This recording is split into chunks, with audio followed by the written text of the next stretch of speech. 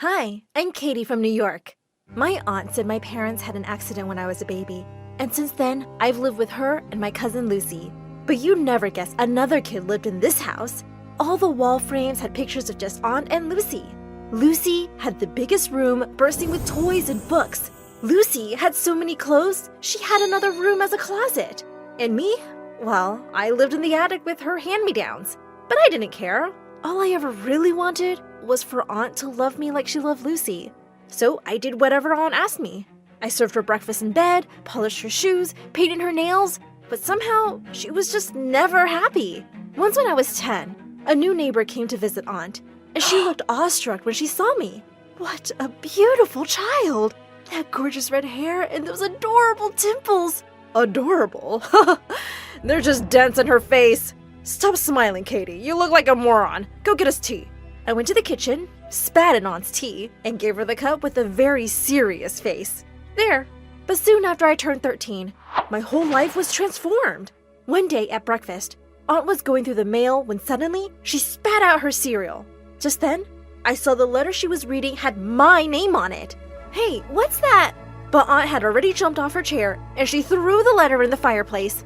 Why'd you do that? It was mine. I saw my name. And who would write to you? You didn't see anything. As she stormed off, I couldn't help thinking, who would write to me? A few days later, the doorbell rang and a postman was standing outside. Express delivery for Miss Katie? Suddenly, a flying figure pushed me aside and attacked the postman. Oh my God! Aunt! I tried snatching the letter from her, but she was off with it like a bullet. What the freaking turtle? What was she hiding?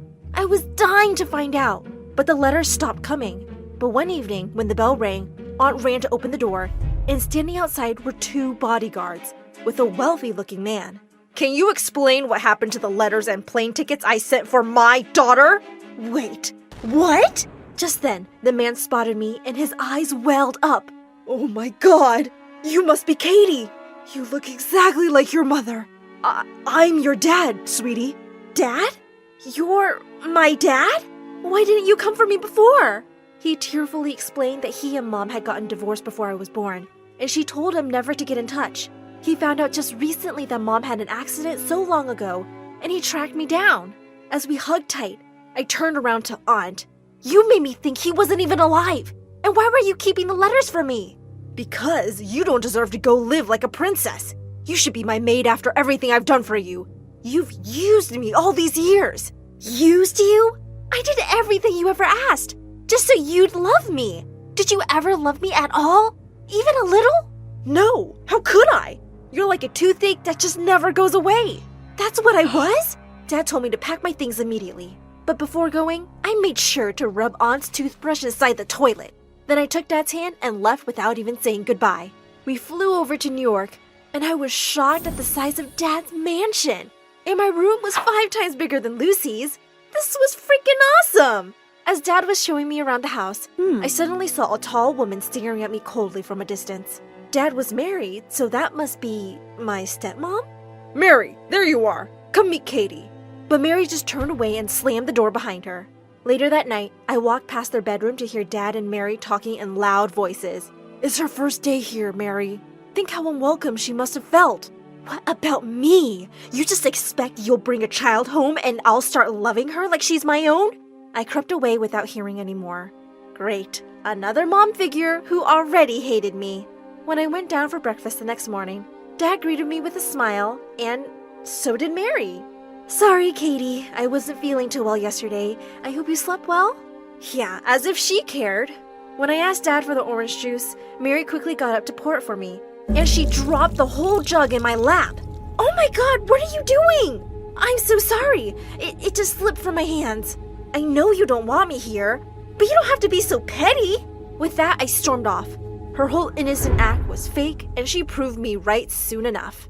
A few days later, I was walking over to the sofa in the living room when suddenly, I tripped over something.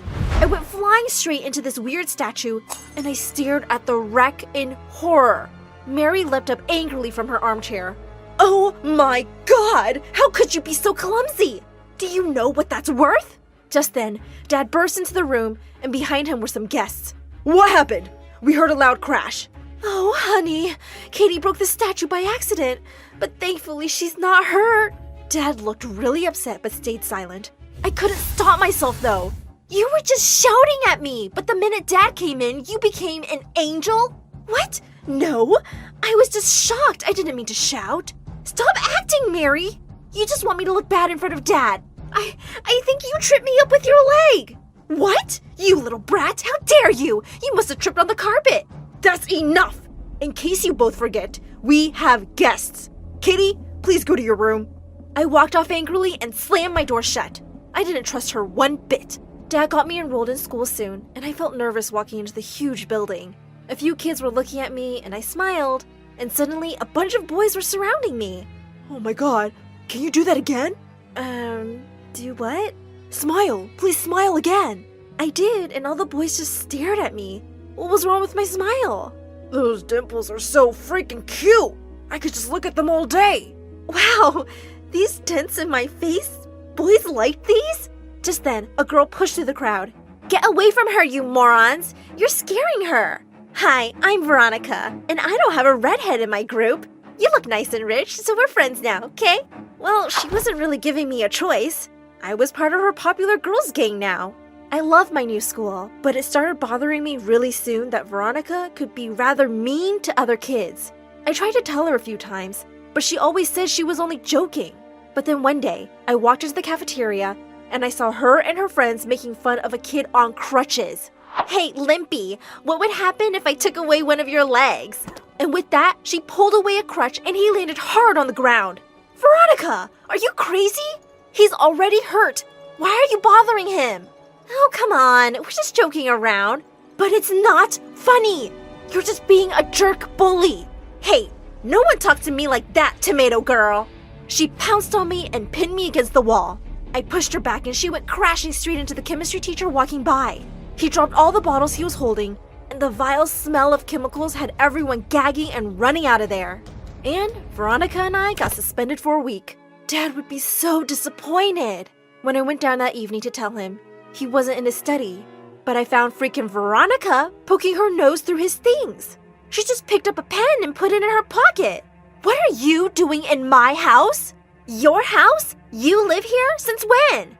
You're interrogating me, you thief? Put that pen back right now, or else. Or else? What does that even mean? I leapt at her, trying to reach her pocket as she fought back and screamed. Suddenly, we were pulled apart by Mary and another woman. This witch attacked me! She's the one who got me suspended too, Mom! Katie, Veronica is my guest. Her mom and I are friends. What's going on here? I guess I just have better taste in friends than you. I brushed past her and stormed off. Of course Mary was friends with awful people like herself. A few days later, Dad was away on a business trip, and someone quietly opened my door at midnight. To my surprise, it was Mary with a hand behind her back. What do you want? Your dad told me it's your birthday, and I just came to say, well, happy birthday. She stepped forward with a cake with candles on it. I never had a birthday cake before. I thanked her awkwardly, and she sat down on the bed. Katie, I think we got off on the wrong foot, and I'd really like to start over. Maybe we can get to know each other better? She looked really sincere, and I wondered if I'd judge her too quickly. Yeah, I think I'd like that, Mary. We started hanging out more, and I found myself actually liking her. She took me to lovely cafes, shows, and galleries around New York. She had the best taste in clothes, and shopping with her was so much fun. And soon after Dad returned, Mary threw me the most amazing birthday party ever. It was the best day of my life. A couple of months later, there was a dance in school, and I'd been asked out by this new boy who had all the girls drooling. That evening, I wore a gorgeous dress Mary had picked out for me. She'd even done my hair and makeup. I received so many compliments, and my date just couldn't keep his eyes off of me. We were slow dancing to a song when suddenly, someone pulled the back of my dress really hard, and I heard the fabric rip. Oh my God! I turned around in horror to see Veronica grinning and holding part of my dress, but everyone was staring at my back, at a long, ugly scar. I'd had it since I was 7, when I fell down the stair once. Look, Marcus, look at that disgusting thing on her back. It's like she's freaking Frankenstein. Suddenly, I leapt forward and slapped her hard. The only monster here, Veronica, is you! I ran out in angry tears and got into my car. I didn't care if anyone knew about my stupid scar. But the only person who could have told Veronica about it was Mary. She'd seen it when she was helping me try on a dress one day. I burst into the living room and started screaming. How could you be such a witch, Mary? You almost made me believe you cared about me. What are you talking about? What happened to your dress? Veronica ripped my dress because you told her about this scar. Even Dad doesn't know.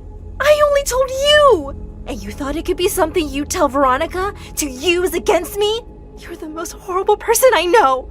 You're even worse than my aunt. I hate you! As I cried furiously in my room, Dad came in and hugged me. Sweetheart, there must be some mistake.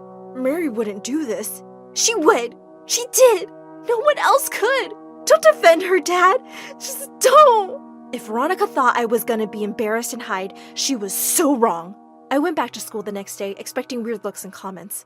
But what happened left me shocked. The principal walked in during the first lesson and said, "The entire class came to me this morning to complain of an incident at the dance yesterday. And there is no way that I will tolerate this kind of behavior in my school. Veronica, you're expelled." As Veronica stared at her in horror, the whole class erupted into cheers and applause. This totally made up for everything. And when I got home that afternoon, I heard screams from the living room. It was Veronica's mom. No one had been spying on Katie. Your stupid maid saw her scar one day and told us.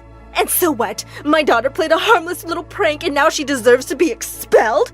Her entire future destroyed? All because of that stupid, disfigured, red-haired witch? Don't you dare talk like that about my daughter! And with that, Mary punched her. Get out of my house. You are not welcome here, ever! As the butlers led her out, and she went screaming, Mary suddenly saw me, and I started to cry. I'm so sorry, Mary, for thinking it was you. I've had a hard time believing you could really care for me. I heard of you the first day. You said you couldn't love me like your own, and I guess I've been scared to love you, in case you didn't love me back. Oh, darling, I said that, yes, because I couldn't love you right away. It was also new for me, too. I've never been anyone's mom, but I've tried so hard to get to know you and love you, and I really do now, Katie. I love you. You're my daughter as much as your dad's now. I love you too, Mom.